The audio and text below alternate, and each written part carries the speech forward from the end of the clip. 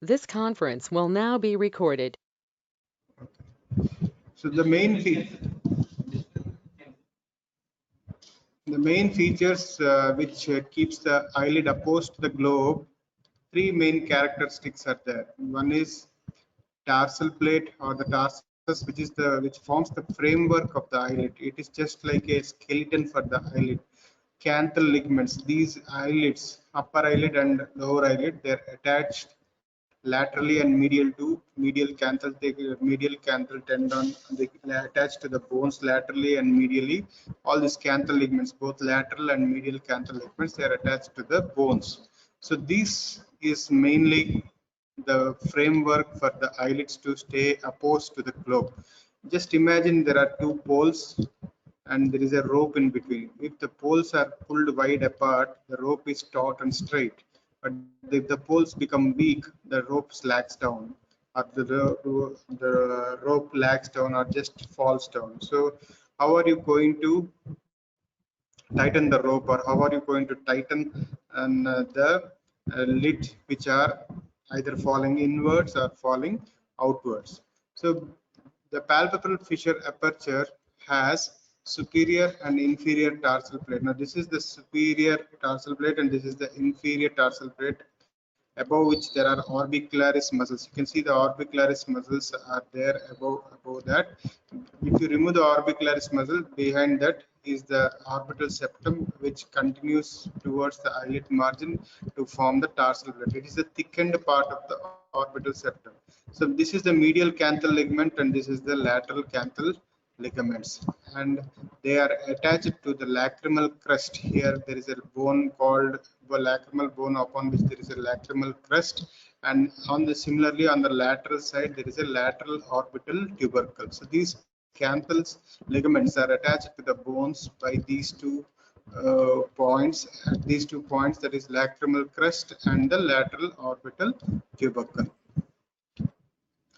So what happens when there is laxity of ligament? If you see here, this is the eyelid margin which has turned inwards. So this is entropion. So with lid retractor laxity. So there are few muscles which pull the lid outwards like that, and there are few muscles which pull the lid inwards, and there are few muscles which pull the lid, which maintain the lid in the position. If you see here, this is the ectropion. There is sagging of the lid downwards. The lid margin has turned outwards, and this is called as ectropion. Whenever there is laxity of the canthal ligaments, like I said, you just imagine two poles. There is one pole here and one pole here, and there is a thread like that or a rope like that.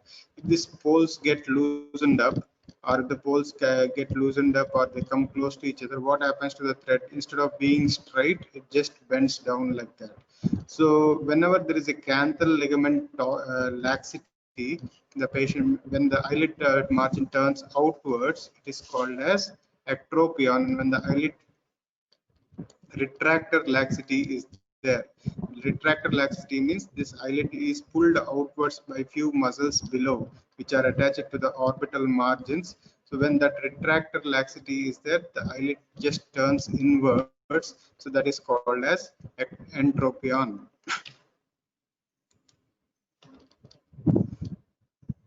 What keeps the upper eyelid up and the lower lid down?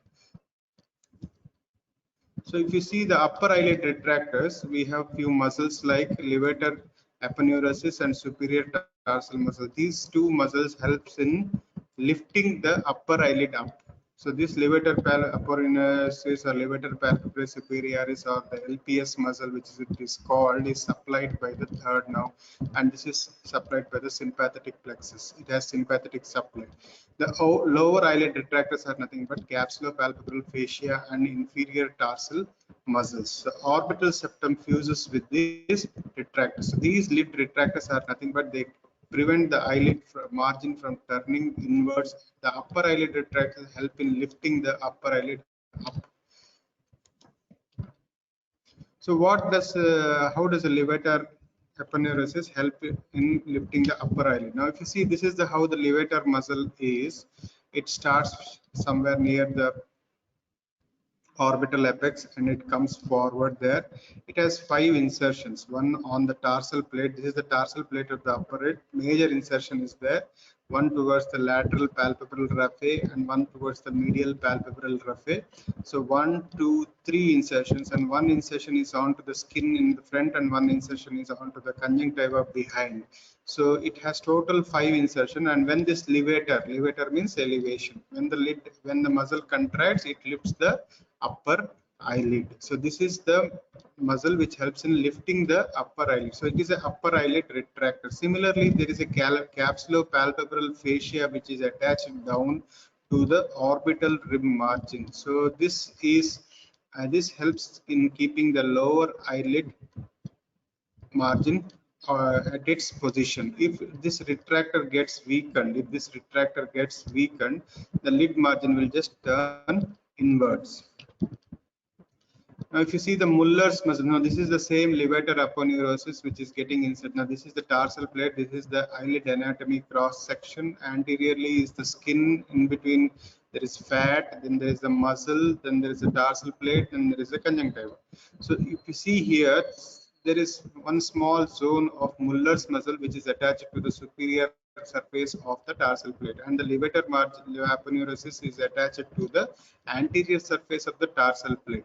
So this is supplied, is having sympathetic supply, whereas this is supplied by the third nerve. So that's why whenever the patient has Horner syndrome, they have mild ptosis because only the sympathetic supply of the eyelid is affected. So mild ptosis is the cause for, because the Muller's muscle is affected, the patients have mild ptosis.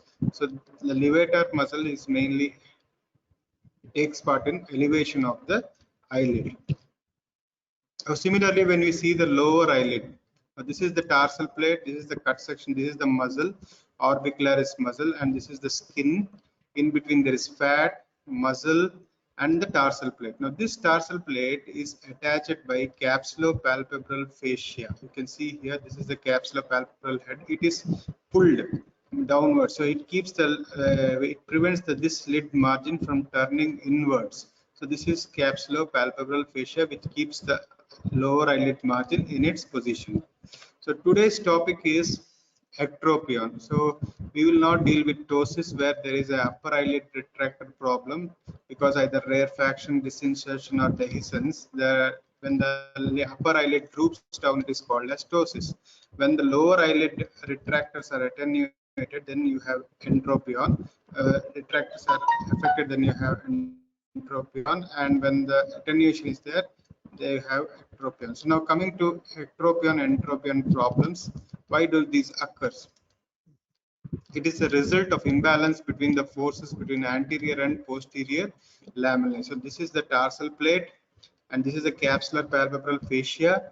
This is the orbicularis muscle. So when this capsulopalpebral fascia becomes weak, this orbicularis muscle, it tries to run above the tarsal plate and it pushes the eyelid into the globe. So then you get entropion. But when do you get ectropion?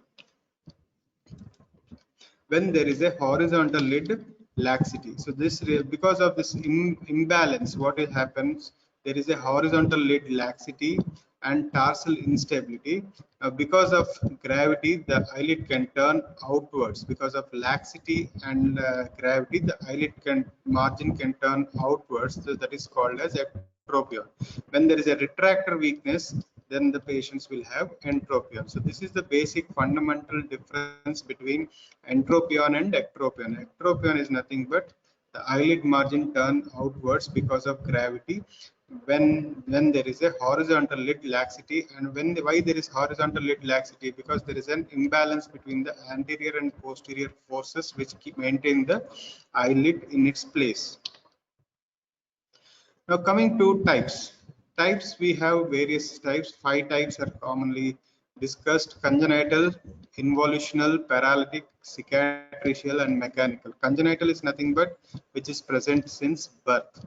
Involutional is nothing but because of increased age or weakening of the muscles, it is called as involutional. Paralytic is orbicularis muscle is supplied by the facial nerve. Whenever there is a paralysis of the facial nerve, then also patients have ectropion.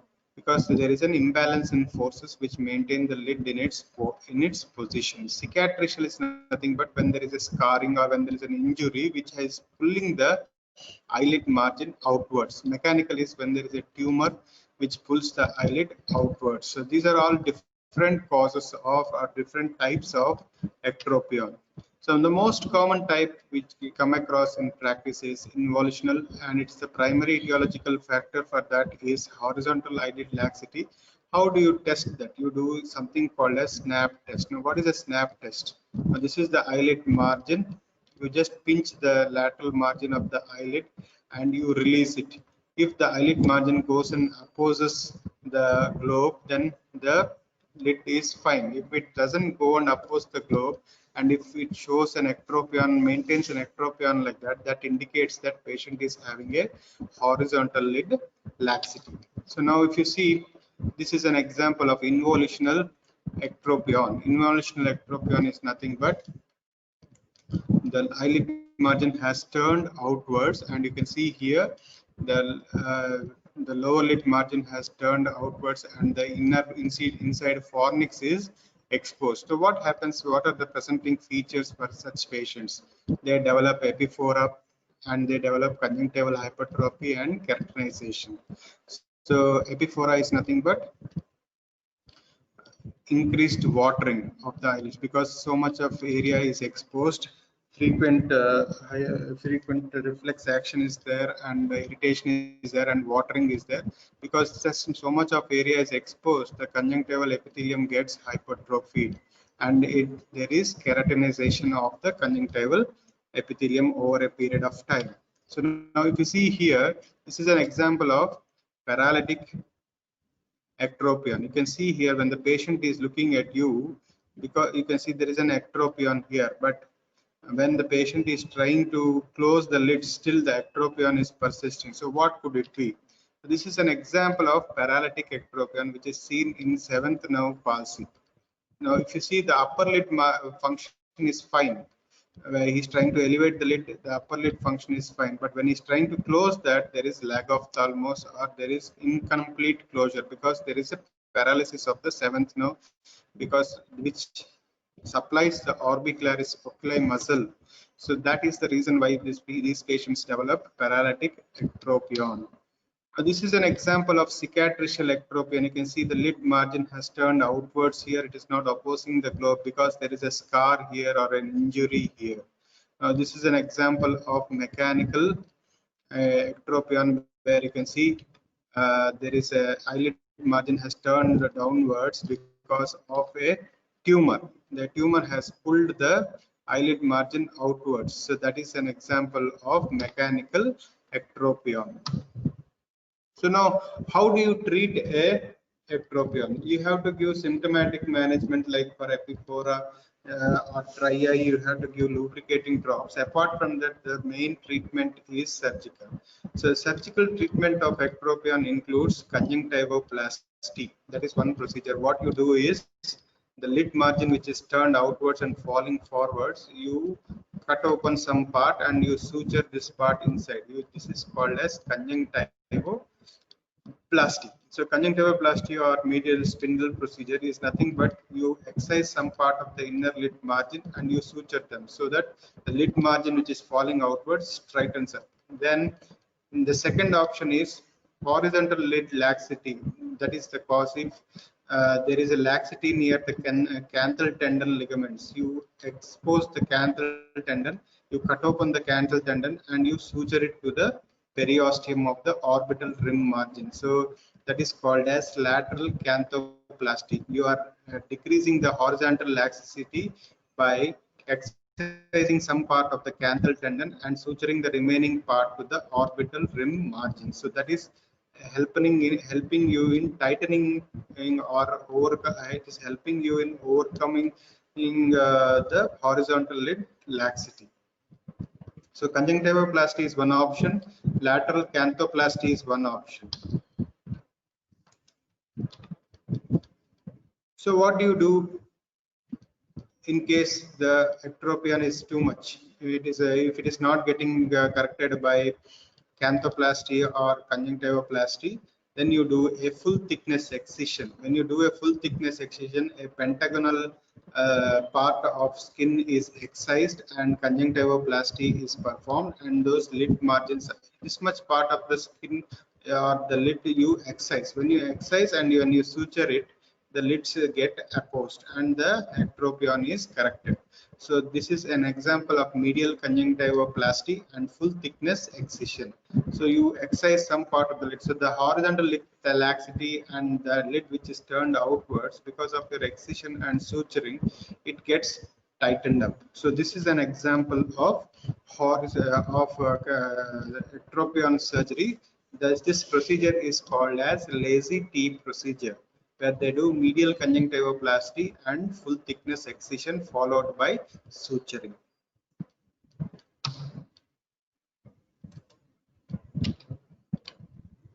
So now sometimes there is a skin lag also along with ectropion. So what do you do that time? You excise that, you dissect some amount of skin in front of it, and then you excise a pentagonal excision of the tarsal plate. You suture them inside, which will tighten the horizontal lid, or which will correct the horizontal lid laxity, and then whatever excess skin is there which you have dissected, you stretch it and pull it towards the end, and you excise that excess amount of triangular skin and you suture the skin to the remaining skin. So that excess skin, which you have excised, and you have made the skin very taut in front, so that the anterior lamellae and the posterior lamellae, the forces align themselves and the lid margin opposes the globe. So this procedure is called as Gunn-Szymanowski's procedure. This procedure is called as blepharoplasty, where the lid skin is pulled upwards and excess amount of skin is excised and the remaining part of the skin is sutured after you excise and suture some amount of tarsal plate by which corrects the horizontal lid laxity. So these are the various surgeries which are involved in ectropion surgery. So ectropion surgery, the ectropion is nothing but it is basically a tarsal instability, and there is horizontal lid laxity. Because of gravity, the lid turns outwards. There are basically 5 types: congenital, involutional, paralytic, cicatricial, and mechanical. And the test to identify that is SNAP test. And there are various types of surgeries which are involved in ectropion. One is medial conjunctivoplasty and medial spindle procedure. The second one is lateral canthoplasty and lateral tarsal strip procedure, where some amount of canthal tendon is excised and remaining part is sutured to the orbital margin. And the last one is lazy T procedure and Gunn-Szymanowski's procedure. Lazy T procedure is nothing but you do a pentagonal excision of the tarsal plate and you do conjunctivoplasty, thereby correcting the horizontal lips laxity and aligning the forces in the anterior and posterior lamellae. And Gunn-Szymanowski's procedure is nothing but you excise some amount of the tarsal plate and some amount of the skin in front of it so that it becomes taut. So this is how you manage a case of ectropion or ectropion. All these treatments of surgeries are for involutional ectropion. If it is congenital, then based on the etiology or based on the presentation, you will have to manage. If it is mechanical or cicatricial, then you will have to release the scarring so that you do something called as VY plasty. Once you release the scarring, the ectropion slowly starts to get rectified. And these surgeries which have been mentioned here, these are mainly for involutional ectropion. If it is a lack of thalamus due to facial nerve palsy, if the cornea is exposed, then probably you might have to go for tarsorrhaphy, but these procedures won't be helpful. So now, on a whole, ectropion is nothing but outward turning of the eyelid margins. What are the different types we have discussed? What are the causes of ectropion we have discussed? And what are the various surgeries of ectropion we have discussed? So this is in short about the topic today. If you have any clarifications, you can always get back to me in the next class. With this, we'll end the class. Anybody has any questions?